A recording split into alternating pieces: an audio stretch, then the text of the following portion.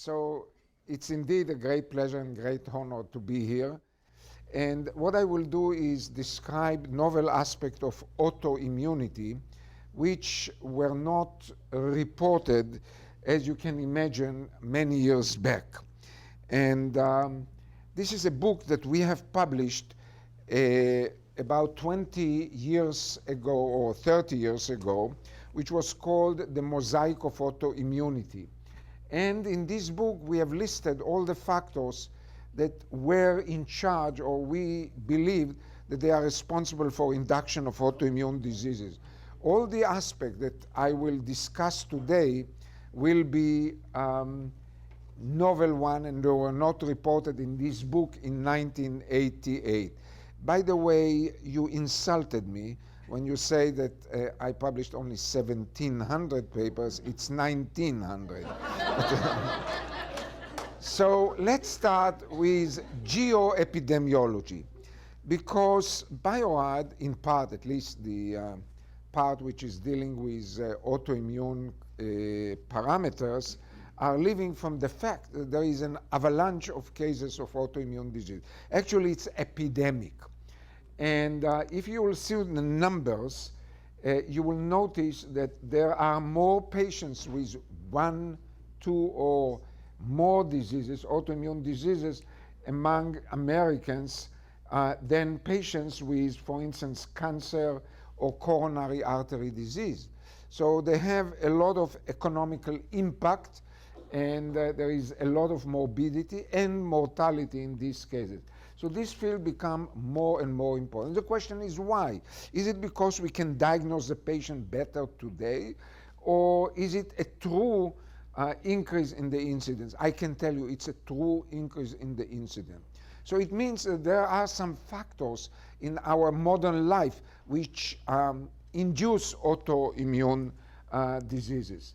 So let's start first where autoimmune diseases are more prevalent. And when you will do the geoepidemiology of this disease, and I have picked only 2, but in a special book that was supported by Bio-Rad, we have depicted all autoimmune diseases. You can see that the autoimmune diseases are more prevalent the further you go from the equator.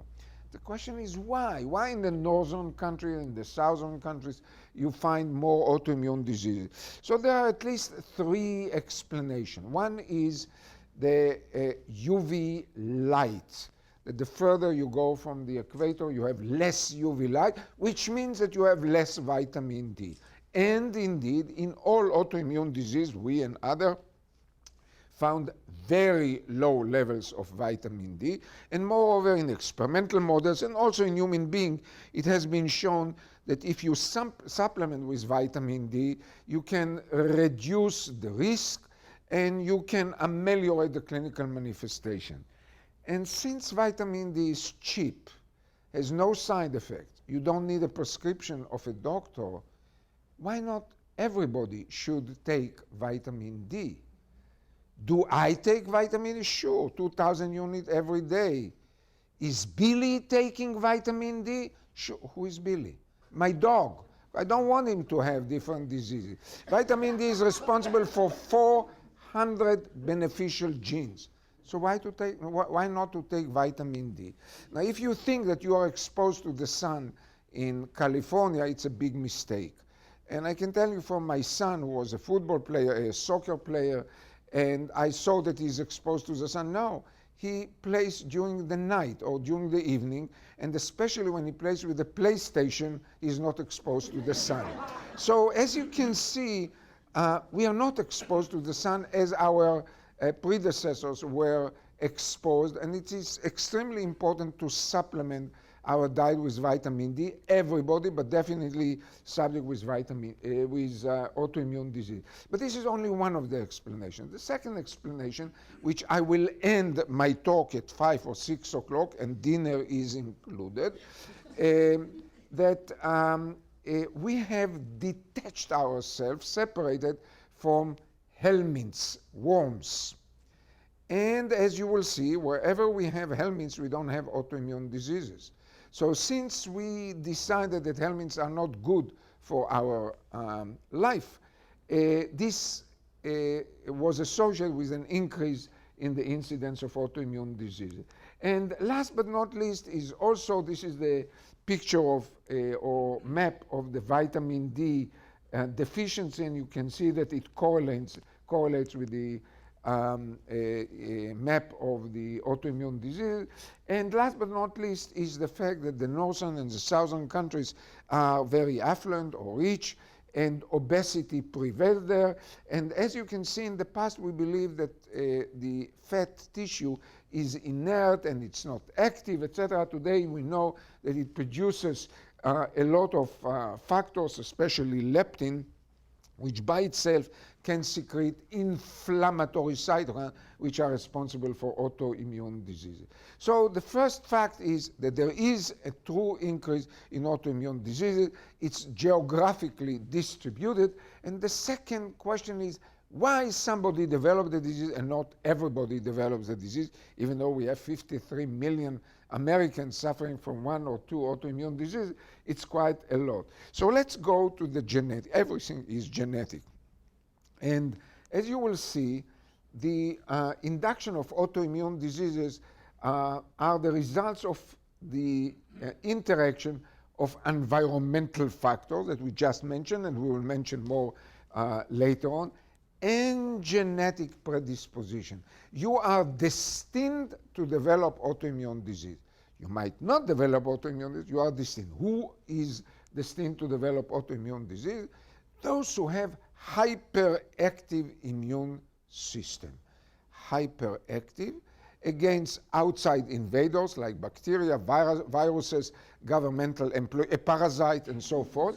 And you are also hyperactive against yourself, or the immune system is hyperactive against yourself.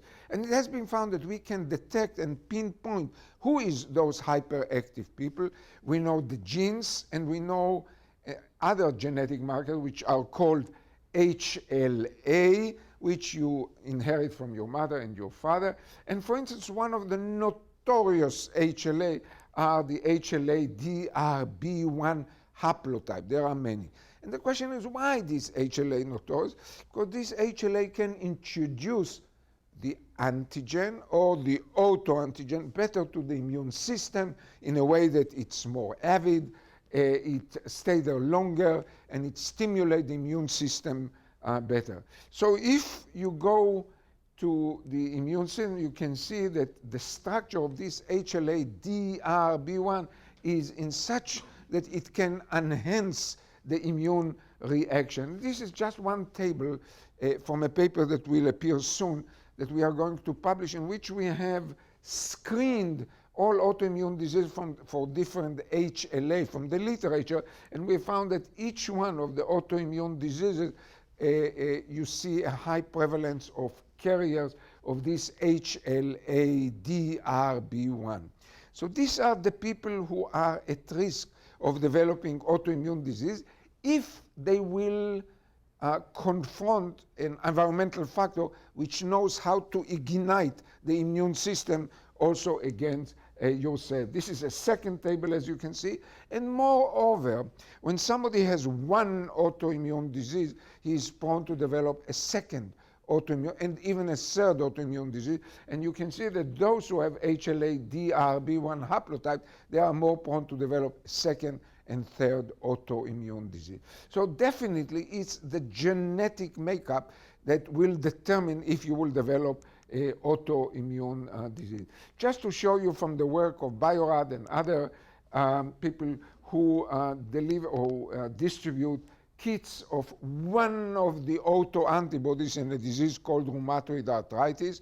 The antibody is anti-CCP, which is a specific autoantibody for rheumatoid arthritis, and it has been found to be associated again with the HLA-DRB1 haplotype. And it shows here that if you combine the anti-CCP with the HLA haplotype, the HLA-DRB1, and rheumatoid arthritis, you can actually determine the fate of the person, that he will definitely will develop rheumatoid arthritis, let's say 4 years, 2 years, and so forth, and you can instruct him to write the last will or something like that. So as you can see, who are those people with HLA-DRB1? These are people who have advantage in evolution because they had hyperimmune system which could actually deter different bacteria or viruses. And this is a paper that was published in an unknown journal called Nature, showing that those with HLA-DRB1, they can find or resist better Shigella or Salmonella and so forth. So actually they are proliferating in nature because they had advantage in evolution, but the tax is that they are at a higher risk of developing autoimmune disease. Just to show you an interplay of this genetic and environmental factor, this was a mother who had 2 autoimmune diseases, antiphospholipid syndrome and vitiligo, Michael Jackson disease. And she had a beautiful girl who was a physical gymnastic, 22 years old, healthy, and she brought her daughter to my attention because incidentally the GP sent her blood for serological markers and found anti-nuclear antibodies positive, 1 to 160, lupus anticoagulant, IgA anticardiolipin, and the question was whether we should prescribe pills because, as you know, pills have estrogen and they can, I would say, trigger the induction of autoimmune disease. My answer was no, she should not take the pills, and that's why she didn't have sex with her partner, only kissed her partner. So eventually, she had the infectious mononucleosis with EB virus. EB virus is also a notorious virus that is responsible for 33 known autoimmune diseases. So the EB virus ignited the immune system of this young, beautiful girl, and she developed a full-blown lupus and APS, antiphospholipid syndrome.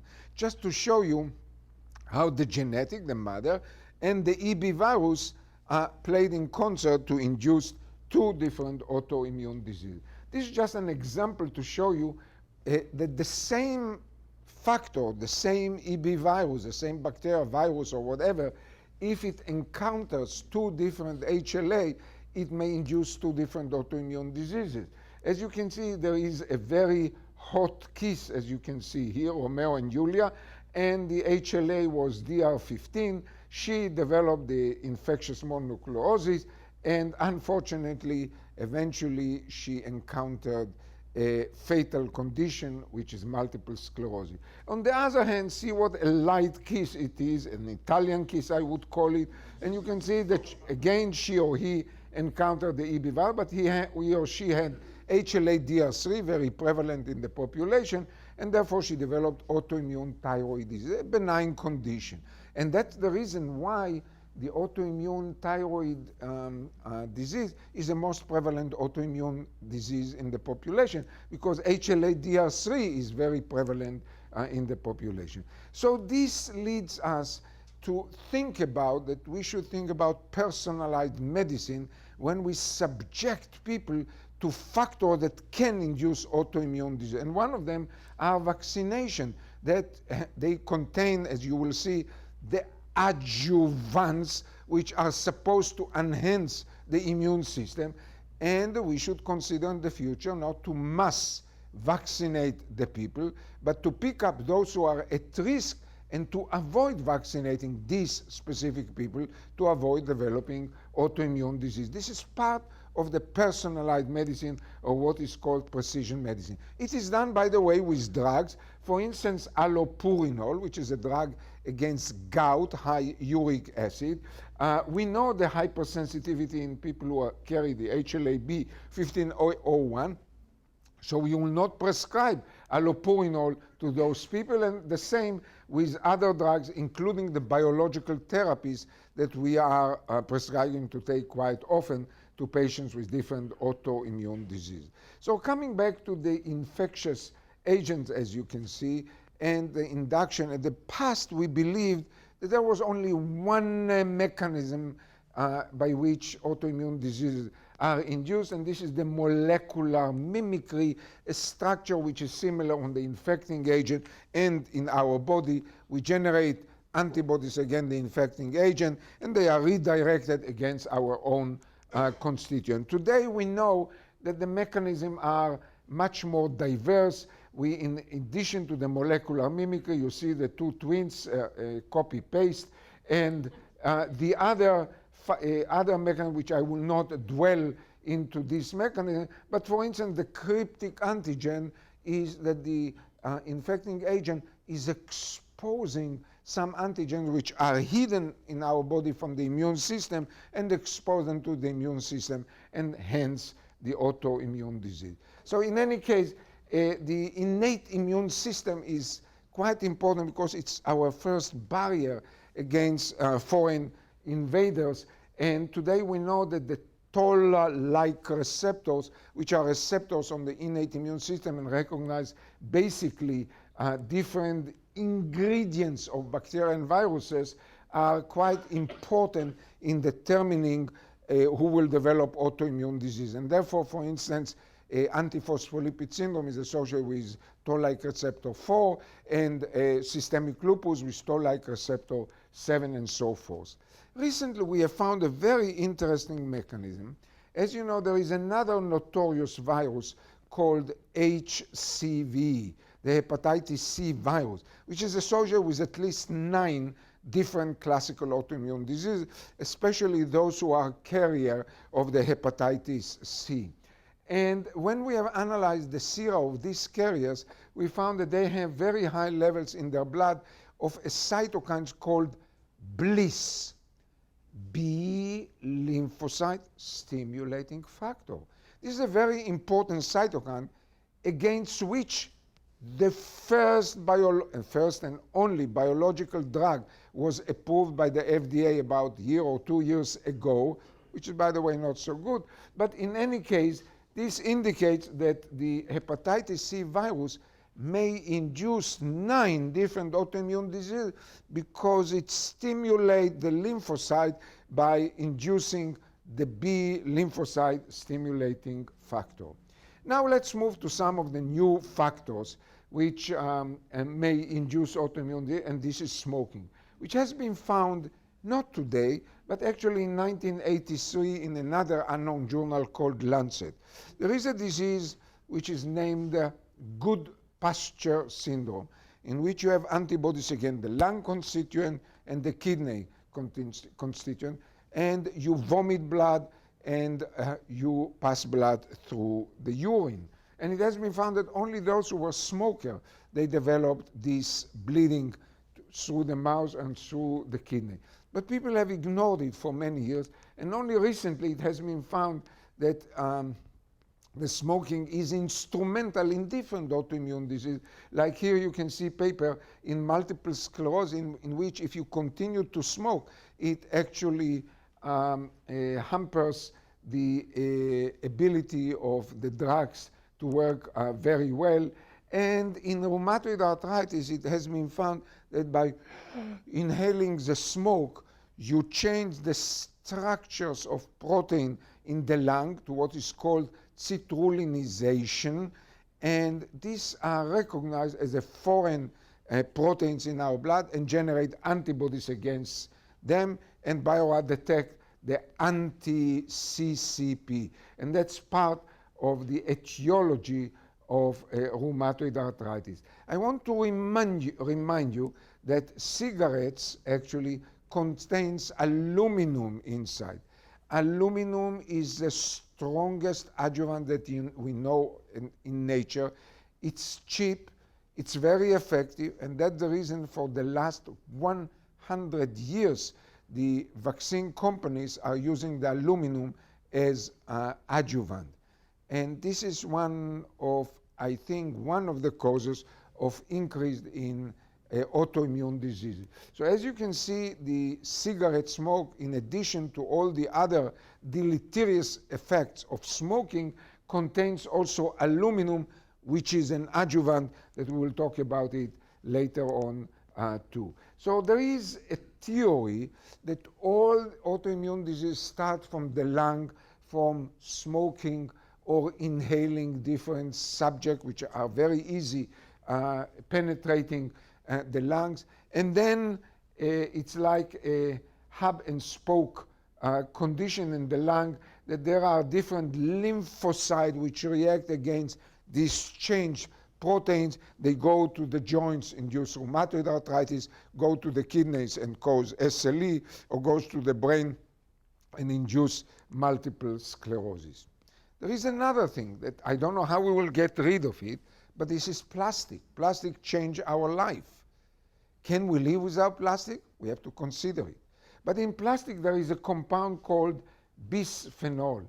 This is a terrible compound, which is, by the way, undigested, and we cannot actually exclude it from nature. And see how we are exposed to this bisphenol all over since we are kids. And it has been found that one molecule, the bisphenol, can activate, and there are like 10 or 11 different mechanisms which are instrumental in inducting autoimmune diseases. Among them, it can even induce estrogenic reaction in our body, and we know that estrogen actually are one of the factors that can induce autoimmune diseases. And it's not surprising that following the 9/11 trauma that you and we had, and the people started to reconstruct the ground zero, which is very nice today, and it has been found that among the workers who reconstructed the building, there was a higher incidence of different autoimmune diseases, being exposed to all the aluminum that came out from the destroyed building. And just to show you the incidence of the different autoimmune diseases among the workers of 9/11. I spoke already about the diet, obesity, and autoimmunity. And just to show you that many years back, already in 1998, we have given to mice, collaborative mice, intelligent mice, graduate of the Tel Aviv University, who were genetically prone to develop autoimmune disease, we gave a special diet which was rich with unsaturated fatty acid, and we could change their life. They survived longer. They had no proteinuria or severe kidney affliction, etc. But how many physicians do pay attention to what you eat today, and they will change your diet? And it has been found that the proper diet or the improper diet can induce this inflammatory cytokine. Moreover, as you will see at the end of my talk, close to 7 o'clock, because the time is running, and we know today that what you eat determines your microbiome. The microbiome is a collection of bacteria that you have in your intestine, and today we know that these differences in the different bacteria are actually determining if you will develop one disease or another disease, and we will see it in a little bit. So the fat tissue has been found to secrete and not to be inert to the world or to the immune system different factors, including the leptin. I've mentioned it before, and as you can see, this can increase many inflammatory cytokines, from IL-1 to IL-8 to TNF-alpha to IL-18. So it's not surprising that when you screen patients with different autoimmune disease, you will find a higher incidence among obese people, and I will go very quickly to show you that it pertains to each one of the disease, from multiple sclerosis to systemic lupus or type 1 diabetes. So as you can see, from the time that we have written the book in 1988, everything has been changed, and the factor that I mentioned just now were not mentioned, and we didn't think about it in those days. And today we have to add them, like the obesity, the smoking, and many additional factors that still we have to study and to find out. So what is the change in therapy, our attitude to therapy. So also with this, we have many revolutions today. As you know, there was a remarkable study or evolution or a revealing point in 1948 when they found the steroids, which are actually constituent of our body. They are secreted by the adrenals, the glands which are above the kidney, and they are extremely important for our life. Without steroids, we will die. Actually, they are involved in every stage in metabolism in our group. So what did these three famous physicians? They have injected the steroids, I don't know why, to a patient with rheumatoid arthritis, and her condition improved tremendously. And since then, all patients with autoimmune diseases are treated with corticosteroids quite effectively, and especially in emergency cases or acute condition, we cannot live without steroids. So it's not surprising that these three people received the Nobel Prize. So what happened until 1954 that they have received the Nobel Prize? For instance, let's take a disease, a skin disease called pemphigus vulgaris, in which you have big bullae in your body and your serum is excreted outside. Actually, you die from dehydration. Until 1954, all the patients with multiple sclerosis died from multiple sclerosis. Since the invention of the steroids, nobody dies from multiple sclerosis, and everybody dies from the complication of corticosteroids. But 8 years later, so there is now a tendency in therapy to avoid or to reduce to minimum the amount of corticosteroid. There is a movement in United Kingdom to treat SLE without corticosteroids. In the meeting now in the ACR in San Francisco, they spoke about rheumatoid arthritis without steroids. But still, as you can see, they will stay with us for a long time, and especially to overcome crises, storms, and acute condition. But I would like now to go to an interesting aspect that is a novel. It touches me because we have some kind of an invention to that, and it is a very simple way in which we harness knowledge from nature to treat autoimmune diseases. And it deals with the fact that the increase in number of autoimmune diseases was inversely correlated with our, I would say, getting rid from different infectious agents. Here you can see the true increase in different autoimmune diseases, from Crohn's disease to multiple sclerosis, type 1 diabetes, and it happened while we got rid from different infection, we eradicated some infection, and so forth. So it has been found by many studies that the cleaner you are, the more diseases you develop. The higher the members, the siblings in the family, the lower the incidence of autoimmune diseases and allergies. So it's not surprising that in cities we have more autoimmune disease, more allergies, than people who were grown in the farms or in villages and so forth. And especially if you were grown with dogs or cats and so forth. So this theory has been referred to as a hygiene theory. As you can see, these two children, or these two infants, this one, as you can see, he's making his pee-pee and eats the pee-pee. And this one, I don't know what he eats here, but it looks like a chocolate. These two infants will never develop allergic disease, neither autoimmune condition.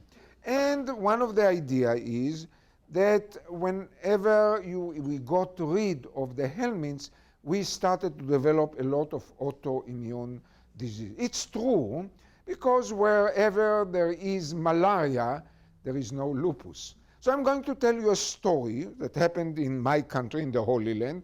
In one of the northern hospitals, a 73-year-old lady unfortunately was admitted to the surgical department. I say unfortunately because when you are admitted to the surgical department, the next day you find yourself at the operating room. I mean, they don't think, the surgeon. They have reflexes from one hand to the other and just skipping the medulla oblongata, the brain.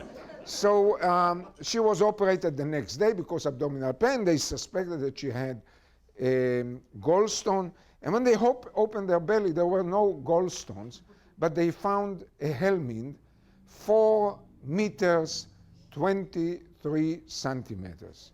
I repeat, 4 meters, 23 centimeters, not 22 centimeters. So there was a picture showing the physician holding this helminth around. So they turned to the patient and asked, didn't you have abdominal pains? She said, yes, once in a while. Everybody has abdominal pain. So it seems that she and the helminth lived quite nicely for more than 30, 40 years. The helminth is a parasite. The parasite lived on the whatever she or he could eat from the intestine of the lady.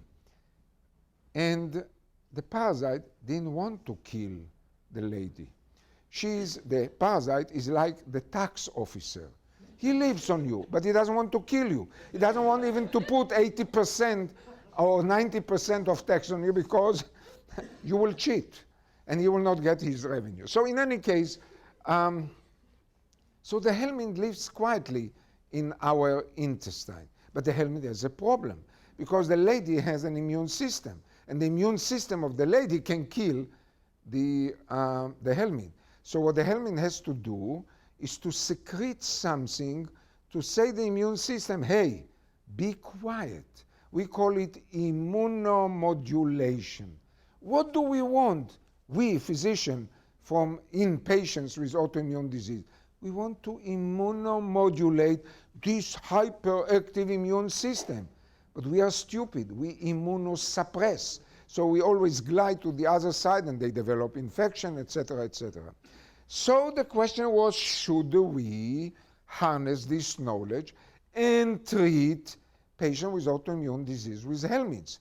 Do you think that there were patients who was receiving live helminths like macaroni or spaghetti inside their body? Yes. 12 patients with multiple sclerosis digested, I don't know if they digested, at least they swallowed the helminths, and they had no exacerbation of multiple sclerosis. Miraculous therapy, but disgusting. Not everybody would like to take this living macaroni. So they came with a wonderful idea. Let's give the patients the eggs of the helminths. They are transparent fluid. You drink it and you don't see anything, and then the helminths can hatch. Did it work? Sure it worked, but disgusting because the helminths come from here. So you have to come with an idea that will solve both problems. So there was a guy, Yoel Weinstock, who gave a talk yesterday in the ACR. He's currently in Taft, and he instructed to give eggs of helminths in which the final host is a pig. Now, helminth is more clever than human being, because the helminth can differentiate between pig and human. Human being, not always. So what happened is that the eggs enter inside and they don't hatch. And if they hatch, the larvae die very quickly, and it works. You can get this therapy by the internet. It's not approved by the FDA or by the EMA, the European Administrative Institution, but it works. And there are many people who buy these eggs of helminths that the final host is pork or pig, and they enjoy this therapy. It's not approved. I cannot prescribe it, but you can buy it. It's not cheaper than the therapy with biological. That's interesting. So we ask ourselves what the helminths secretes to immunomodulate the immune system. And luckily enough, I have Miri Blank with me, with another, both of them are professors, and they found that the molecule which the helminth is secreting is a small molecule called phosphorylcholine, compound that we have in our body for a long time, And this immunomodulates the immune system. So immediately Miri Blanc injected it into collaborative, intelligent mice with autoimmune disease. Nothing happened. And the reason that the molecule is so small that it cannot stimulate the immune system. But the helminth is clever. It is introducing this molecule on some kind of a sleeve or something else. So Miri Blanc, together with Professor Frieding, came with the idea to add to the phosphorylcholine a molecule, a simple molecule, 4 amino acid, which is called taftzin. Now we have a molecule called TPC, taftzin phosphorylcholine. Taftzin is secreted by our spleen, and it helps us to overcome encapsulated bacteria. This is the reason why people who go through splenectomy need to be vaccinated against these pneumococci. That's one of the reasons. So now when she bound this taftzin with the phosphorylcholine, miraculous. I had quiet in my center. By the way, it's called Zabludovich Center of Autoimmune Disease. It's not an easy name because it's not only easy name to pronounce, it is a name how to spell it. CZ, ZC, etc. But let me tell you a secret. If somebody gives you 5 million to build the building, you remember if it's CZ even in the night. You understand? So be it as it may. So Miri Blanc took this taftzin phosphorylcholine and injected it together with an MD PhD student, Tomer Bashi, to collaborative mice who are grown in our center. And miraculously, as you can see, the mice responded in less secretion of protein in the kidney. And as you can see, that you will see that we are taking care ethically not to recognize our mice. We cover their eyes. And in my opinion, the next year, the ethical committee will ask that each one of the mice will sign informed consent before they are participating in this meeting. And as you can see what happened, that this immunomodulating compound induces the good guys, the good policemen in our body, which are called T regulatory cells, CD4, CD25, FOX3P cells, and as you can see significantly, and most of they are immunomodulating the immune system. You can see here the kidney, because the photographer doesn't let us put off the light, so I have to describe it, that here you can see immune complexes, and here in the mice who were treated with the TPC, you don't see immune complexes. So it reverses the kidney disease, which is one of the determinant of prognosis in patients with systemic lupus erythematosus. And not surprising, the mice who were treated with the TPC survived longer than the mice who were treated with the other compounds. So immediately Miri Blanc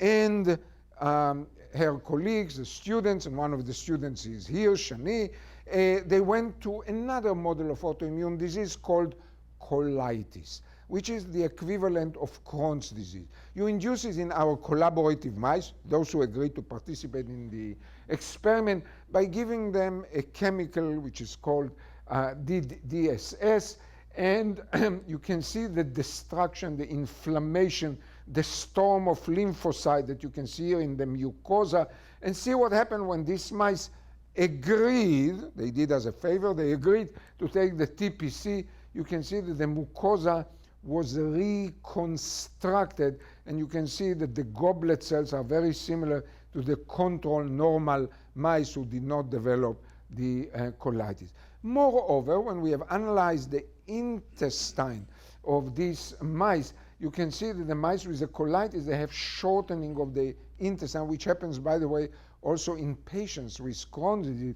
And you can see that the mice who were treated with TPC, no shortening of the intestine. And last but not least, sure, Miri went to the mice with collagen-induced arthritis. You inject collagen, you induced arthritis, which resemble very much the disease called rheumatoid arthritis.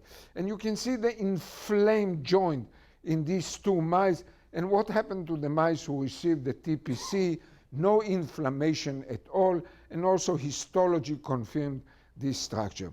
So how the TPC is immunomodulating the disease or the immune system, and everything most probably is going via the microbiome or the microbiota of our intestine. Actually, we carry in our body or in our intestine, mainly in our body, so many bacteria with their DNA and RNA and so forth that it's like 100 times more than our own genome. So we have like an extra genome in our body. And it has been found that in some diseases, there are specific bacteria which grow while others are suppressed. So when we would like to improve the condition, we would like to bring the balance back, to bring the good guys and to get rid from the bad guys. And we can do it by different ways, like microbiota, changing our diet, having a Thai lunch like I have today. I feel much better because all my microbiome was changed after this lunch. And as you can see, when we have given the TPC, and again, our lady who is responsible for the film doesn't let you show how when we gave the TPC, we have reconstructed, replenished the good guys instead of the bad guy. And this is Omri Koren, who can count every bacteria in our intestine. Actually, he's doing it by very sophisticated equipment. So I will go very quickly just to show you that the bad guys that you can see here completely disappear from the picture when we have given the mice the TPC. And you can see it by the bioinformatics that you have to use to analyze so many bacteria, population of so many bacteria. So you will not surprise that if you go to Sardinia or Sicily, it's in Sardinia, I think, you can find that the Italians are very clever, and they have already a cheese with helminths, which is called actually formaggio con invermi. It is said that it's very tasty, and it's said that this is the reason why in Sicily you have less autoimmune disease than in other parts of Italy. So I finished. I know that you would like to go to the toilet. Remember that there will be a long line to go to the toilet. And I would like to finish by saying that I'm so happy to come to Bio-Rad. It's like my second home, especially in Benicia. And that you were the best audience I've ever had this afternoon. Thank you very much for your attention.